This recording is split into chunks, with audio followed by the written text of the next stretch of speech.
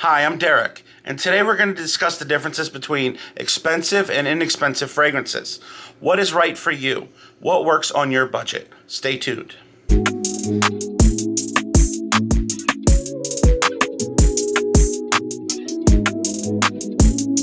So I've been collecting fragrances for about 7 years now, and I own a lot of different types of fragrances. I own some very expensive fragrances, and I also own a lot of affordable fragrances. And I'll be honest, all fragrance is art.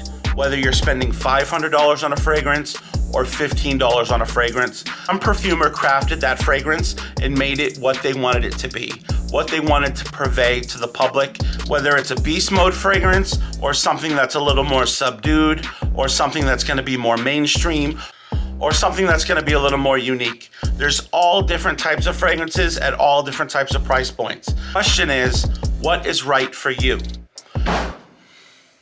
What the hell was that? Now, in my opinion, I think there are a lot of great fragrances at all different price points. Whether you want to spend $20 to $50, whether you want to spend $75 to $100, or when you want to spend over that and really spoil yourself. Now, like I said, all fragrance is art, so there are beautiful fragrances in all categories. Find out what other people think about it. Most importantly, do your due diligence. Go in, smell the fragrances if you can, go to the store, find out where they sell it and get your nose on it. But really, the important thing is to not ever just spray on paper, because a lot of fragrances perform differently on paper than they do on your skin. It's important that if you're testing a fragrance or two, stick to 2 fragrances. You want one on the left hand and one on the right hand in the back. You want to put them on, walk around with them for the day, see how they change, see how they ebb and flow. Make sure the opening is something you like. Make sure the dry down is something you like. Now, not all fragrances are designed to last all day, so forget all about lasting 7 to 10 hours. That's a little ridiculous for most fragrances.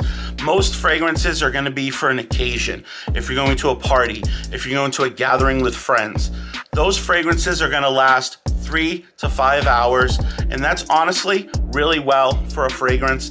If you're going with an eau de toilette or an eau de parfum, those are perfectly fine times to have a fragrance last. You don't need something that's going to be smelled all the way across the room.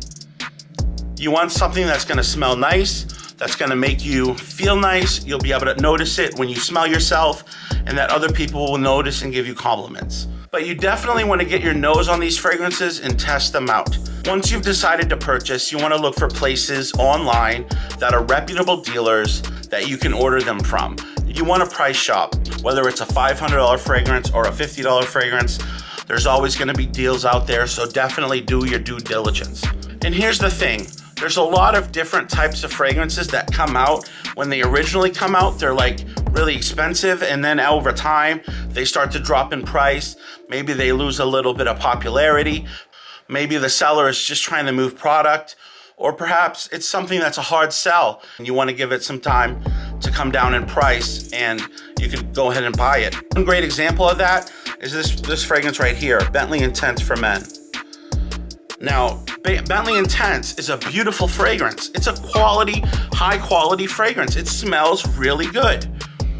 It's just really high quality, good ingredients. When this first came out, it was around $120, $130. Now you can pick it up for between $35 and $40.